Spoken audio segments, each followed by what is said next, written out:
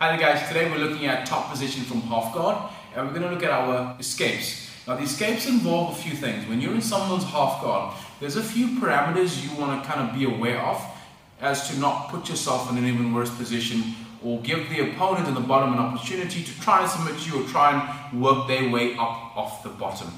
The first thing to consider when you're in half guard is to flatten the opponent's shoulders. Where we can, we want to keep their shoulders square to the mat by either driving pressure, pinning them, control the shoulders, keep him flat on his back. Number two, be aware of where your legs are in the entanglement of the half guard. If it's lazy, limp and loose, I could get caught in a more compromising position. I could be giving him a pathway into deep half. I could also be giving him an avenue to lock up my legs in the form of a lockdown. Know where his hands are at all times. Remember, we never want the opponent to get underneath our armpits. If he's got an underhook, it just makes my life that bit more difficult. So be aware of your cavities underneath your armpits. Keep those elbows nice and tight. Keep your shoulders flat. Don't allow your legs to get caught in an even further entanglement.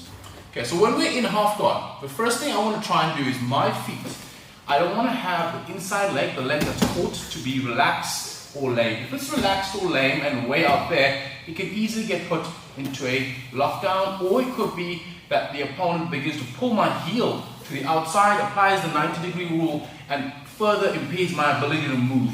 So the first thing to do when you're in someone's half guard is to take your foot and pull it deep towards you and cut an angle so that their getting to our heel becomes more difficult. Alright, so I turn an angle, I turn in, and I even cross my feet if I need to, and I can sit on their bottom leg. The next, pass number one, we're going to use the seated pass. The seated pass works by me controlling the shoulders in the form of an underhook and an overhook around the head. I want to flatten the opponent. I want to take my forehand and I'm going to grab their armpit on the far side. I'm taking my inside knee and I'm bringing it up against the hip bone on the inside of the opponent's hip. Notice as I sit, I take the inside foot, the one that's trapped, and I bring it towards the opponent's butt.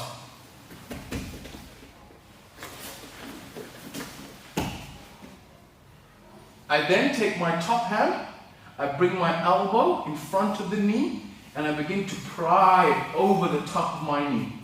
Once it's cleared, I can use my bottom knee to push into the opponent's hip and pull out. I could also take this knee, drive it across to the far side of the floor. In quarter guard, use my top foot to put the instep, peel the leg away, and then go to mount. So the first escape from half guard would be my seated escape. The seated escape involves me controlling the shoulders, falling to my side and wedging their hip with my inside knee, right up against the hip bone. My leg that's caught up in the entanglement, I place that foot close to the butt. I use my top elbow to pry their knee from my leg. Grab the far armpit, apply pressure with my shoulder, keep the opponent's shoulder flat to the mat, wedge the hip, sit to my side, boom, walk my foot close to the butt. Most people are going to keep their leg over your knee. They're not going to just give you that leg for free. So you want to take your elbow, bring it on the inside of their knee, peel it away. I've got my bottom knee up against the hip bone. With my inside knee, this one here, it's not above, nor is it under. It's on the hip bone itself. From here, I can clear the whole foot and I take side control or mount. Sometimes you'll get caught in quarter guard. The person will hold on to the little edge of your foot and you can't get it out. What you then do is drive that knee across to the mat. Flatten the opponent's hips. Take your instep on the far leg, place it on the inside of their thigh, peel it open, pull the leg up, and go to mount.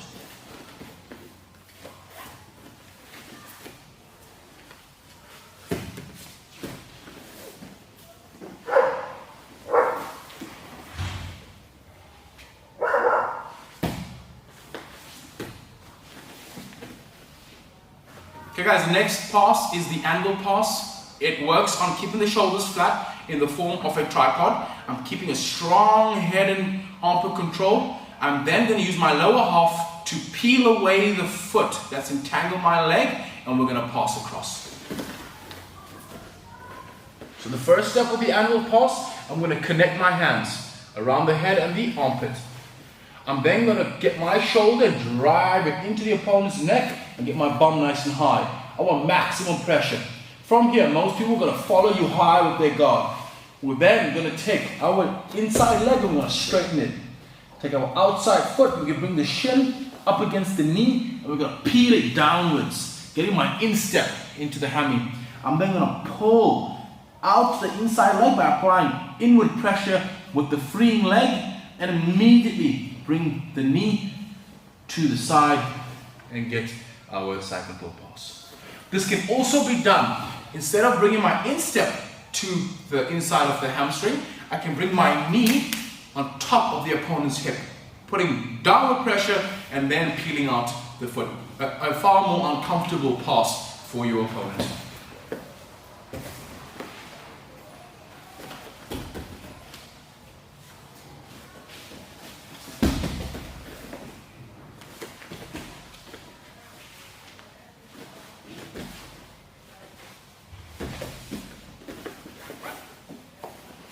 Notice as my knee frees from between the opponent's legs, as it gets above that quad line, I then rotate my body to knee slide the leg free.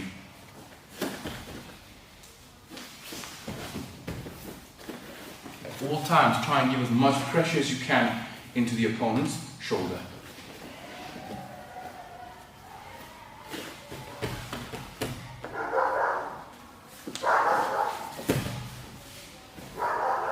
The next pass, guys, will be the twister pass. The twister pass is when I take my entire body, reach across from the far side. I face my back to the opponent. I get as much pressure as I can up on the upper half of the opponent's torso. A twister pass doesn't work if my weight's way down here by the hips. In fact, I could even be exposing myself to having my back taken. So ensure when you're in the twister pass, you bring your pressure right up to the opponent's chest. So the first thing, hide my foot.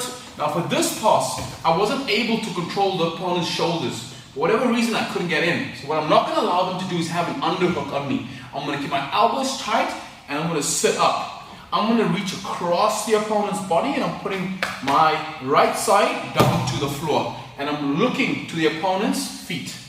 My knee has to come into the opponent's hip as I sit. Once I've sat, this foot, guys, make sure it comes right high, close to the opponent's butt. Don't let your leg be way out there. Your far hand, walk it all the way back as far under the opponent's armpit as you can. I take my top hand, I push on the top of the knee. As soon as my leg comes over the top of the quad line, I can take this bottom knee, I can place it against the hip, and I can push with the bottom hip to free the top leg. I can also keep using my hand to keep prying the leg through. Another option is to take that foot, bring it across to a quarter guard, and then use this foot to pry the legs open.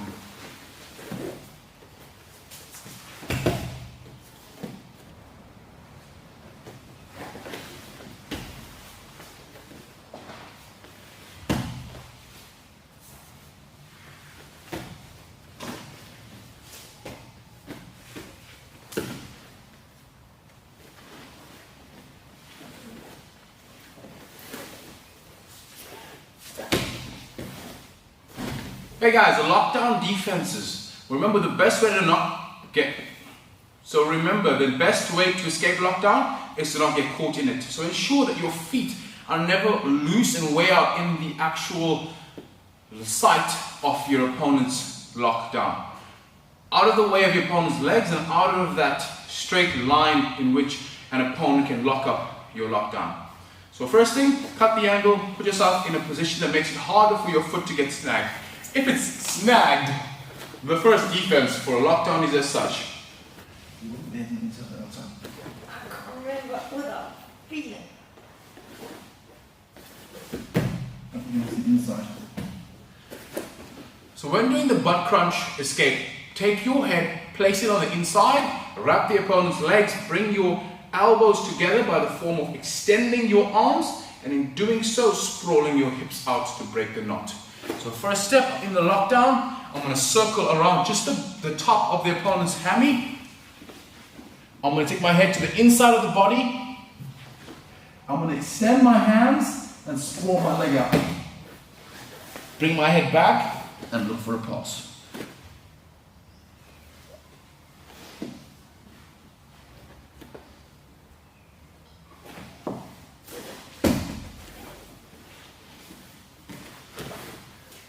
Another way to escape the lockdown position is to use my instep leg.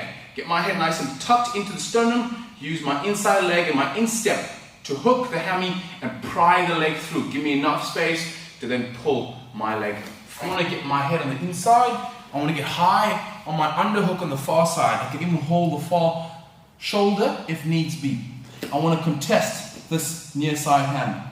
I want to then take my instep on this foot, my shoelace, place it on the inside of the opponent's knee. If the leg is straight and the knee is up, you want to move your body inwards so that the knee is now accessible for me to hook it. Once I've hooked, I'm prying open, I'm turning my heel out and we're pulling the knee through. Be sure as you escape that you turn your head back to the opposite side of which you can.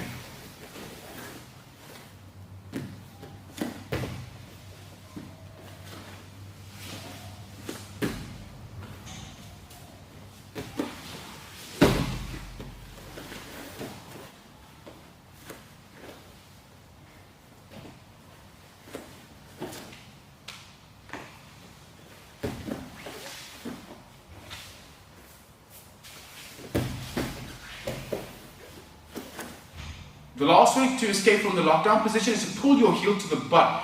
This requires timing and you can't have your leg extremely extended to attempt this. There's a sweet spot. As the lockdown is hooked up, you pull your heel to your own butt and you untangle your foot by stepping it around the opponent's leg. As I feel myself getting caught in the actual lockdown position, before the opponent extends, I'm pulling my heel to my butt and I'm bringing it across the foot. As soon as that foot has cleared the opponent's ankle, I've got to immediately bring that foot right up against the butt to make it harder for the opponent to reacquire it. Or I need to hide it on the other side. So as the opponent begins to extend, boom, I pull my heel to my butt, I place the foot across. I then drag my toe on the outside of the opponent's heel up towards their butt and then hide the foot.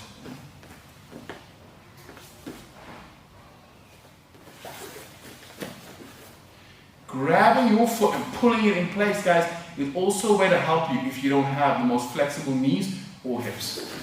Thanks for watching the video. That concludes half guard. We've got from the bottom our escapes and our forms of controls and transitions, and from the top we have our passes. Guys, thank you for watching. Be sure to like. Guys, thank you for watching. Be sure to like and subscribe. Catch you in the next video.